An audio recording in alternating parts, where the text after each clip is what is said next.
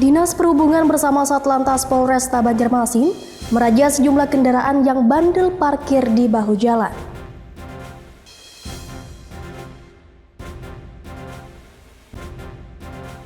Tuai berkah di perkebunan sawit, warga kawasan perkebunan sawit PTPN 13 Kabupaten Tanah Laut berburu jamur di sisa janjakan sawit.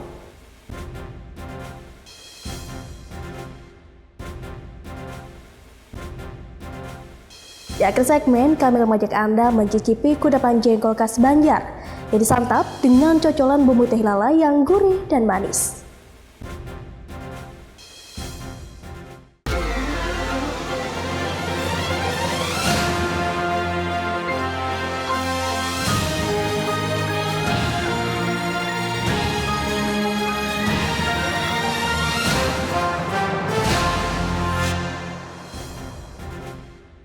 Halo pemirsa, selamat pagi Bubuhan Pian Sabarataan.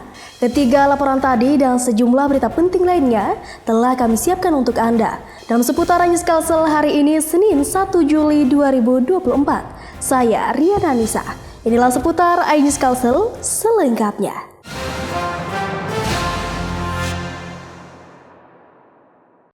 Dinas Perhubungan bersama Satlantas Polresta Banjarmasin merazia sejumlah kendaraan yang bandel parkir di bahu jalan. Mereka yang melanggar dikenakan tilang dan diangkut ke Mapolresta Banjarmasin.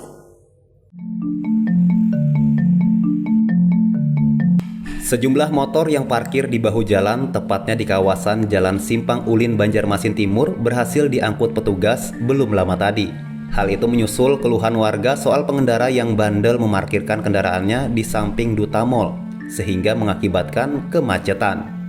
Sanksi tilang langsung diberikan anggota Lantas Polresta Banjarmasin agar memberikan efek jera. Oh, jadi parkirnya di luar lah, tapi di akses di dalam diberikan lah kalau untuk karyawan. Umumnya saya emang dasar parkir di ini, di apa? Di Dalam. RSJM. Oh, di RSGM. Tapi karena berganti motor, lalu parkirnya di luar. Jadi yang apa di rumah masuk pagi, rumah masuk siang, jadi gantian dulu. Kan sementara aja nih ya kan. Dalam razia ini sedikitnya 8 unit motor yang diangkut ke Mapolresta Banjarmasin. Nanti kita lakukan penindakan dengan tilang, yaitu tindakan langsung yang bersangkutan nanti bisa menghadiri sidang sendiri ke pengadilan negeri ataupun nanti menunggu SMS BRIPA. Tadi kurang lebih 7-8 unit kendaraan roda 2. Wilayah ini sebenarnya sudah sering kita tertibkan ya, tapi ya kembali tanpa kehadiran petugas terus-menerus di sini ya mereka akan kembali lagi. Pusat perbelanjaan juga harus cari solusi sebenarnya nih. Bagaimana sih supaya agar mereka karyawan-karyawan yang ada di mall ini bisa memarkir di dalam tanpa dibebani mungkin biaya parkir yang cukup tinggi. Selain pengawasan ketat, Dinas Perhubungan Kota Banjarmasin akan melakukan koordinasi kepada pihak Duta Mall. Pasalnya mereka yang memarkir kendaraan notabene-nya ojol dan karyawan Duta Mall. Dari Banjarmasin, Suhardian, iNews melaporkan. Jelang tahun ajaran baru 2024-2025, penjualan seragam sekolah di Kota Martapura, Kabupaten Banjar meningkat dibanding hari biasa. Dalam sehari, pedagang pakaian sekolah dapat menjual puluhan pasang seragam dari SD, SMP, hingga SMA. Jelang tahun ajaran baru 2024-2025, pedagang seragam sekolah di Pasar Batuah Martapura, Kabupaten Banjar mulai alami peningkatan dari hari biasa. Puluhan seragam dari jenjang SD, SMP, dan SMA mulai diburu oleh masyarakat untuk keperluan sekolah anak mereka. Salah satu pedagang seragam sekolah mengatakan sejak pertengahan bulan Juni kemarin, penjualan seragam sekolah mulai ramai. Dalam sehari puluhan seragam sekolah berhasil terjual. Adapun untuk harga bervariasi dari jenjang SD hingga seterusnya. Dipang yang banyak lah. SD lah. Untuk SMP-nya belum? SMP ada aja. Kalau harga standar aja. Standar. Ada penaikan kan atau gimana? Ada juga kita anak Sebelum yang ramai dari Selain seragam sekolah, pedagang tas ransel untuk anak sekolah juga turut alami peningkatan penjualan, terutama bagi mereka yang baru mendaftarkan anaknya ke sekolah. Mulai apabila sudah ramainya ini Kak? Mulai liburan semalam lah? Mulai apa deh, desa Pak. Itu ada Kayak naik. kebanyakan yang dicari yang kain lah, yang karakter kain lah. Diperkirakan penjualan seragam maupun perlengkapan sekolah lainnya akan terus mengalami kenaikan hingga akhir bulan Juli ini. Dari Kabupaten Banjar, Sairi, iNews melaporkan. Pemirsa, kita ke berita olahraga. Klub kebanggaan Banua PS Barito Putra resmi mendatangkan 3 amunisi asing baru untuk mengarungi kompetisi musim ini. Trio pemain asal Brazil itu adalah Lucas Gama Moreira, Lucas Morelato da Cruz, dan Levi Clement Madinda. Bertempat di kediaman founder klub, mendiang Abdus Samad Sulaiman HB dan Nur Hayati di Jalan Kampung Melayu Darat Banjarmasin beberapa waktu lalu, manajemen PS Barito Putra resmi mengikat kontrak 3 pemain asing baru musim ini. Pemain mancanegara yang didatangkan adalah Lucas Gama Moreira, Lucas Morelato da Cruz, dan Levi Clement Madinda. Trio dari negeri Samba Brasil itu dikontrak dengan durasi berbeda. Pihak manajemen juga tidak merilis berapa rupiah yang harus digelontorkan untuk merekrut ketiganya. Gaya permainan, ngotot, dan skill mumpuni diharapkan CEO klub Hasnuryadi Sulaiman dapat mendongkrak prestasi tim berjuluk Laskar Antasari di kompetisi Liga 1 musim 2024-2025. Ya, tentunya di sini ada nilai-nilai. Kita tidak hanya bicara sebuah klub sepak bola, tapi kita adalah keluarga. Pesan saya, mudah-mudahan dia bisa memberikan perannya sebagai bagian dari keluarga Barito Putra ini, bahwasanya Abah suatu pesan, sekali keluarga kita selamanya keluarga, dengan nilai-nilai yang selalu diajarkan beliau, cinta, kekeluargaan, persatuan dan kesatuan, semangat wasaka. Lucas Gama berposisi bek tengah. Pemain bertubuh jangkung ini musim sebelumnya menjadi benteng kokoh PSIS Semarang. Sementara Lucas Morelato berposisi gelandang. Baru tahun ini merasakan atmosfer sepak bola tanah air dicomot dari klub Cina, Nantong Zion. Sedangkan untuk Levi Madinda yang juga berposisi gelandang serang sempat berseragam Persib Bandung selama setengah musim. Well, kita tunggu saja pembuktian ketiganya untuk tim kebanggaan warga Banua ini. Dari Banjarmasin, Suhardian, iNews melaporkan. Kita ke informasi lainnya. Banyaknya perkebunan sawit di Kalimantan Selatan tak hanya berdampak terhadap penghasilan asli daerah dan lapangan pekerjaan, namun juga memberi berkah tersendiri bagi warga sekitar perkebunan. Hampir setiap hari warga ramai berburu jamur di sisa janjangan sawit yang hasilnya bisa untuk dijual.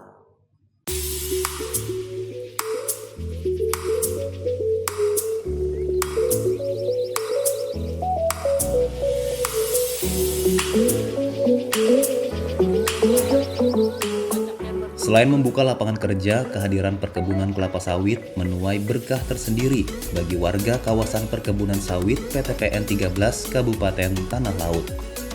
Hampir setiap hari, warga berburu jamur yang biasanya tumbuh di antara tumpukan bekas janjangan sawit sisa produksi yang sudah masuk dalam proses perebusan dan sengaja ditumpuk di sekitar perkebunan.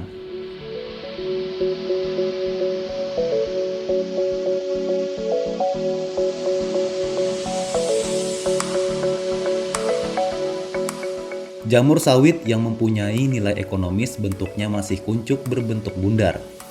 Per kilogram, biasanya para pencari jamur ini menjual kepada pengepul seharga Rp15.000. Sadi, salah seorang pencari jamur sawit, mengaku setiap hari ia mampu mengumpulkan sekitar 7 kg jamur. Hasilnya sebagian untuk dikonsumsi dan sebagian untuk dijual.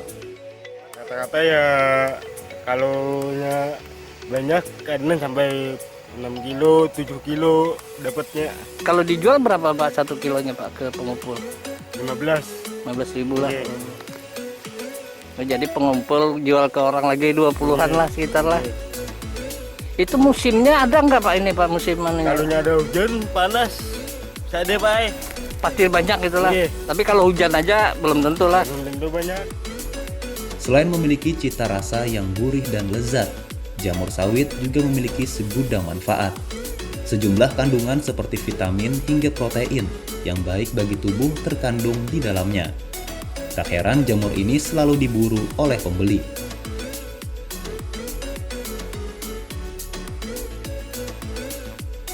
Biasanya untuk keperluan apa Mas?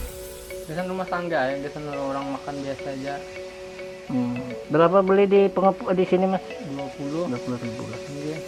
Baru dijual lagi lah di Banjar lah. Iya. Berburu jamur sawit merupakan penghasilan tambahan bagi warga sekitar sambil menggarap kebun. Dari Tanah Laut, Zulkifli Yunus, iNews melaporkan. Sementara itu, dari Kabupaten Barito Kuala, berkat kegigihan para petani jamur Danda Jaya dalam merawat tanaman berjenis Kingdom Fungi tersebut, kini mereka mulai menikmati hasilnya. Seperti apa seksinya jamur Danda Jaya? Berikut liputannya.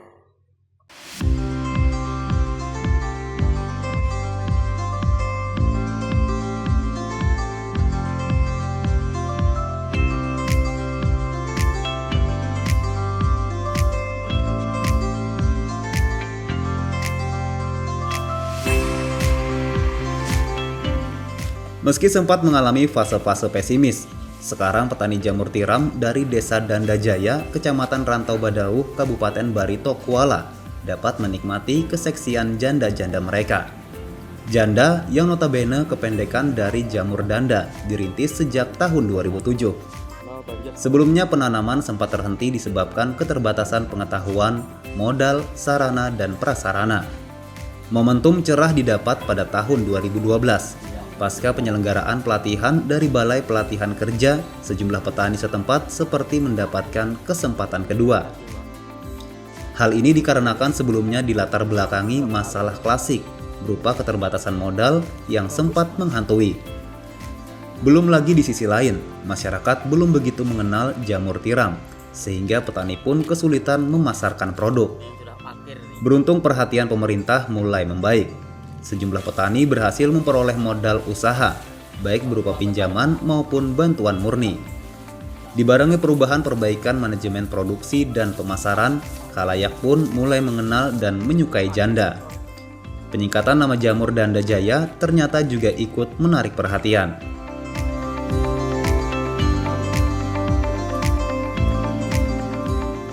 Seorang petani jamur, Suyanto, menuturkan kini hampir setiap hari bisa melakukan pemanenan jamur di samping rumahnya. Dengan rentang waktu 15 hari bisa memanen jamur yang keluar dari polybag. Satu harinya berapa kilo panen loh? Panen ya kadang 5 kilo. 5 kiloan Pak ya. Pasti Pak ya. Lebihnya aja lagi Pak. Lebih ada lagi malam malah udah 10-an kilo.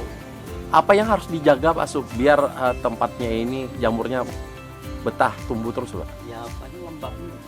Kelembapan lah, harus dingin, ruangannya dingin. Siram dari panas ya. Dari jamur tiram itu sendiri, masyarakat bisa menambah pendapatan mereka selain petani dan pekebun. Kami selama ini terus berupaya berinovasi untuk produk olahan, yaitu jadi tidak melulu memproduksi jamur tiram segar. Kami juga berusaha semaksimal mungkin untuk membuat produk olahan. Sementara ini sudah ada, cuman pemasarannya mungkin yang belum maksimal.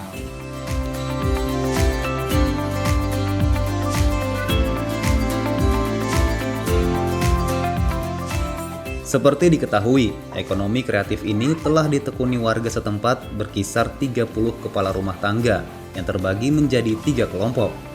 Selain mereka menjual jamur mentah, warga juga membuat produk olahan seperti nugget, pentol bakso, sate, mie ayam, dan kerupuk.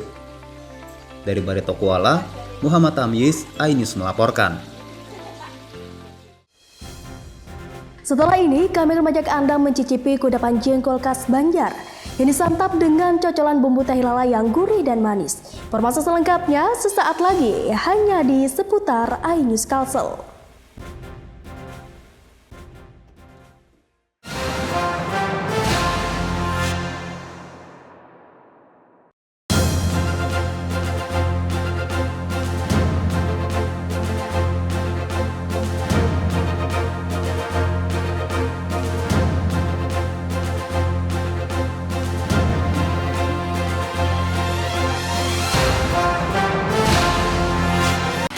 Julie People. Mereka nggak ada lawannya kalau udah ngomongin gosip. Alah semuanya. Udah tahu Ya. ya. Beda lagi sama yang kemarin-kemarin. Dada ini panas. Mau tahu informasi terupdate para selebriti?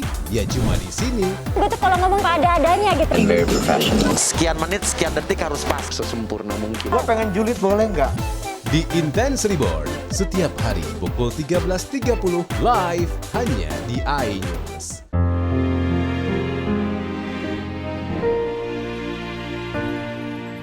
Satu nusa, satu bangsa, Satu bahasa kita, tanah air pasti jaya untuk selama-lamanya.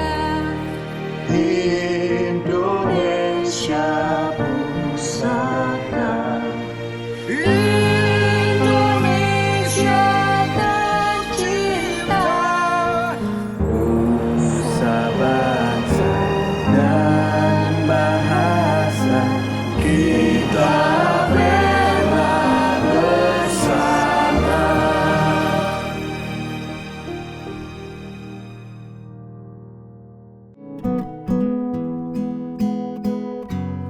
Terkadang hidup terasa berat, tak mengerti akan hidup ini. Namun di balik semua cobaan, Tuhan masih pedulikanmu. Kuatlah hatimu hadapi masalah, tegarkan langkahmu hadapi semua, dan berikan senyuman. Masih ada harapan di jalinan kasihnya. Dikatakan kalau Ivan dan Via sesungguhnya sudah menikah. Itu fitnah itu Mbak. Jelas-jelas ini bukan Via. Iya emang bukan. Jangan kacang pakai. Apapun keinginan virus akan dikabulkan oleh semua.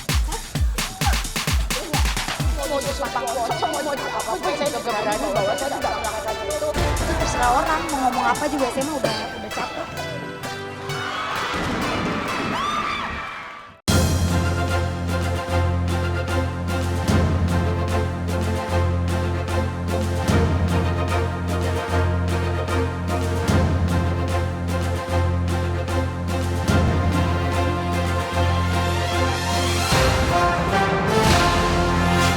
Hai Julie People. Mereka nggak ada lawannya kalau udah ngomongin gosip. Alah semuanya. Udah tahu ya. Beda lagi sama yang kemarin-kemarin. Dada ini panas. Mau tahu informasi terupdate para selebriti? Ya cuma di sini. Udah tuh kalau ngomong ada-adanya gitu. Very professional. Sekian menit, sekian detik harus pas sesempurna mungkin. Gua pengen julid boleh nggak? Di Intense Reborn setiap hari pukul 13.30 live hanya di iNews. Talk show ringan namun berbobot bersama Ustadz Gaul. Hobi roda dua, apa jadi yang kedua? Membahas topik yang update bersama narasumber yang kompeten. Bahwa makin banyak kita di rumah, makin turun penularan. Plus quote yang cerdas, bijak, dan bernas. Kenapa keringet itu asin? Karena dalam perjuangan nggak ada yang manis. Ngobrol bareng Gus Miftah setiap Jumat pukul 9 malam. Dikatakan kalau Ivan dan Via sesungguhnya sudah menikah. Itu fitnah itu Mbak. Jelas-jelas ini bukan Via. Iya emang bukan. Jangan kacang pakai. Apapun keinginan virus akan dikabulkan oleh semua.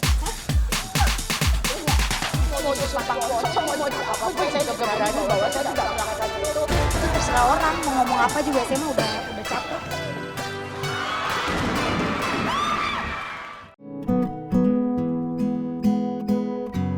Terkadang hidup terasa berat, tak mengerti akan hidup ini. Namun di balik semua cobaan,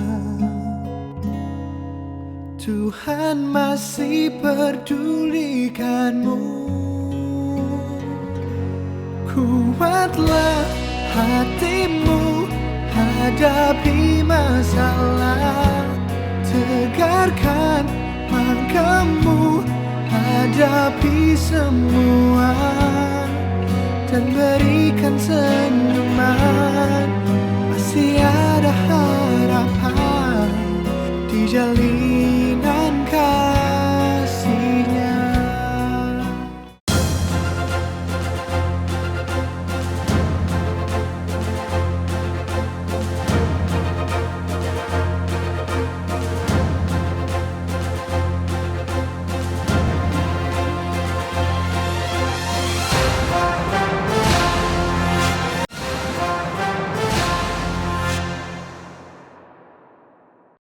Terima kasih, tetap bersama kami. Jengkol merupakan bahan pangan yang cukup dikenal masyarakat Indonesia. Namun, kudapan ini diolah dan disajikan berbeda-beda di setiap daerah. Bagi orang Banjar, jengkol atau biasa disebut jaring ini disantap dengan cocolan bumbu teh lala yang rasanya gurih dan manis.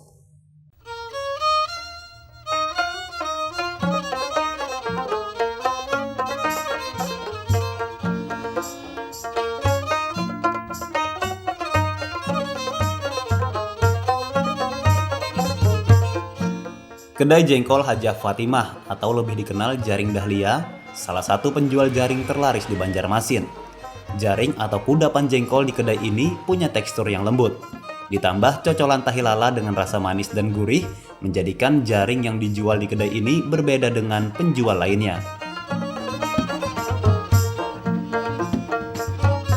Untuk mendapatkan tekstur yang lembut, jengkol di kedai ini lebih dulu direndam sehari semalam dalam drum berisi air.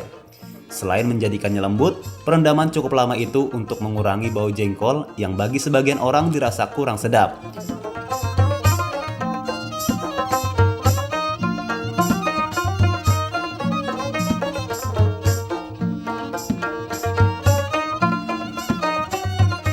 Untuk jengkol yang dirasa sudah cukup direndam, kemudian dicuci dan direbus hingga 3 jam.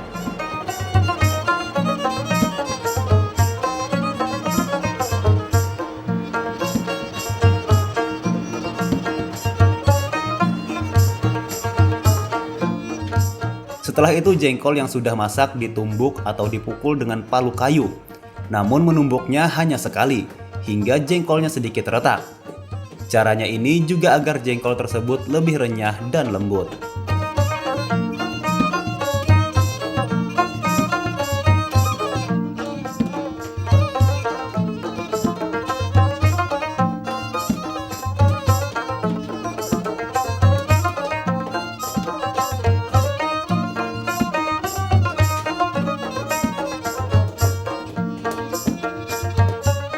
Sedangkan tahi lala untuk cocolan jengkol dibuat dari santan kelapa yang dimasak sekitar 30 menit. Tahi lala di kedai ini berwarna putih bersih, rasanya gurih dan manis. Berbeda dengan penjual lainnya yang tahi lalanya berwarna kecoklatan. Bagi pembeli yang ingin menambahkan rasa pedas, kedai ini menyediakan merica yang bisa dicampur ke tahi lala untuk cocolan jengkol saat disantap. Setiap hari kedai jengkol yang buka sejak pagi ini tidak pernah sepi pembeli. Selain warga Banjarmasin, tidak sedikit pula pembeli dari luar daerah.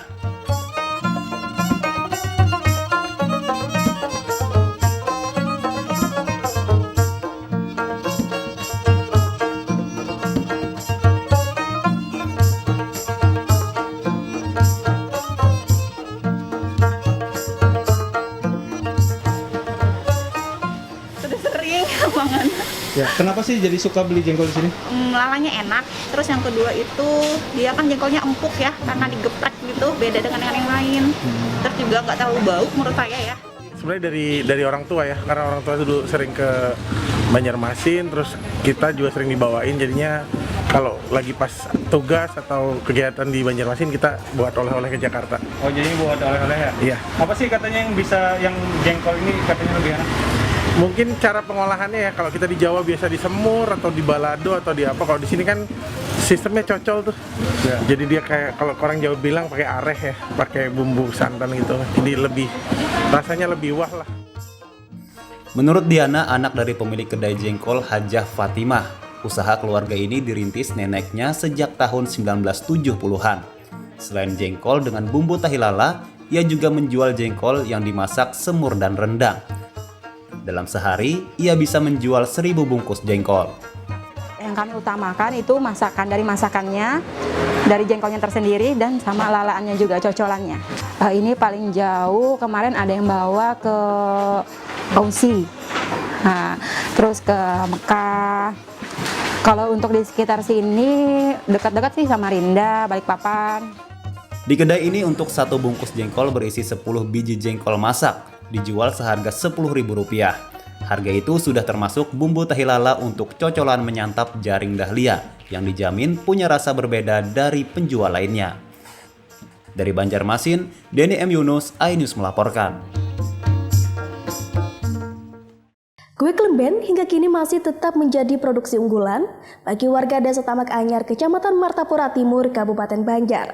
Selain rasa yang tetap dipertahankan, produksi kue Klemben juga hingga kini masih dilakukan secara tradisional.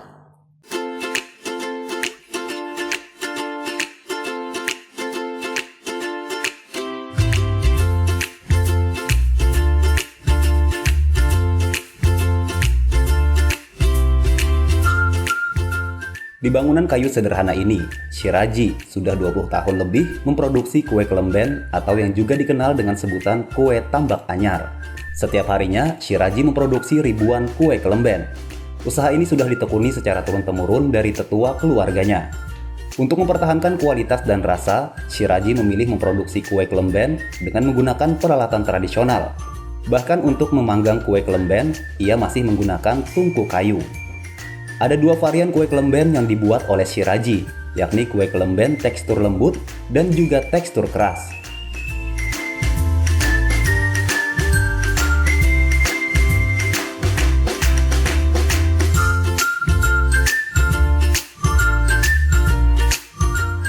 Dalam sehari berapa biji produksinya, Bang? Sampai 3.000 bijinya. Orang masan nggak biasanya, Bang? Pesan ambil rumah. Apa lama Pian bikin ini, Bang? Udah 25 tahun. 25 tahun, Bang, ya. Turun temurun ke, Bang? Turun Bang. Kue Klemben ini merupakan kue khas Desa Tambak Anyar, Kecamatan Martapura Timur, Kabupaten Banjar, yang kini sudah dipasarkan ke berbagai daerah di Kalimantan, bahkan hingga Pulau Jawa. Dari Kabupaten Banjar, Sairi, iNews melaporkan. Informasi tadi sekaligus mengakhiri seputar iNews Kalsel hari ini.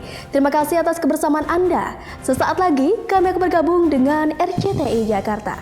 Saya Riana Anissa, selamat beraktivitas, selalu semangat dan sampai jumpa.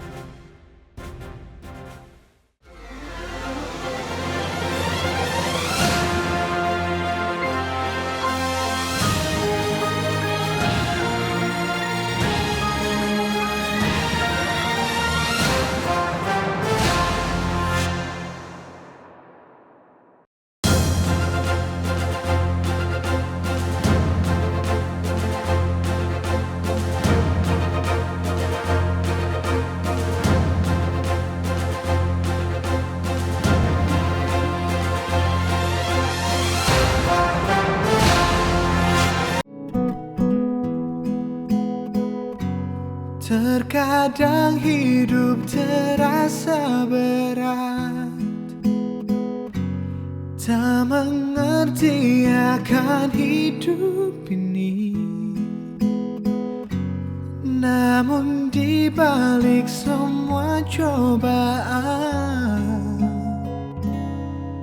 Tuhan masih pedulikanmu.